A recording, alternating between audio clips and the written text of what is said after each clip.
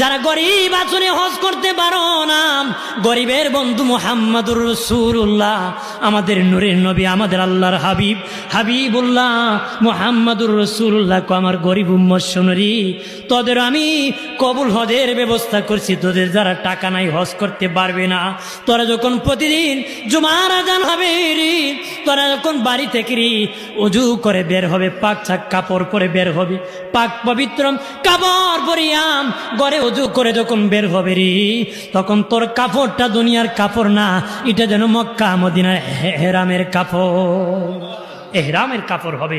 পাক চাক কাপড় পরে আমাদের দেশে বেটা বিয়ের বাড়ি যায় নতুন কাপড় পরে, শ্বশুর বাড়ি যায় নতুন কাপড় পরে, মসজিদে আয়বেলা ফারা সিরা সিতি পরে আছে ময়লা কাপড় দিয়া। কথা হয় না? দুনিয়ার বিয়াই বড় না আল্লাহ বড়? বিয়ার সামনে যদি ফারা কাপড় নতুন কাপড় নিয়ে দাঁড়ান, আল্লাহর দরবারে খারুলতে এর চেয়ে দামিটা নিয়ে দাঁড়াতে হয়। কথা হয় না? এই কাপড় দিয়েছে কে? এই জন্য জুমাবারে নামাজের মধ্যে সবচেয়ে দামি যে উত্তম কাপড়, এটা পরে দাঁড়াবেন। মারহাবা বলি।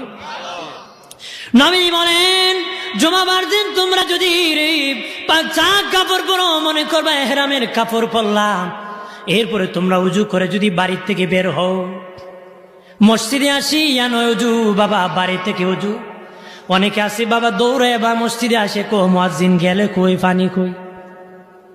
কথা হয় না? এটা জায়েজ আছে না? জায়েজ না।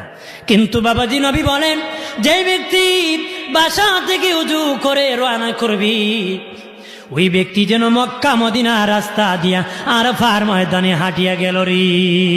আনা উজুতে বিনা উজুতে মসজিদের দিকে রওনা করলে মনে করবা এটা শুক্রবারের রাস্তা, উজু করে রওনা করলে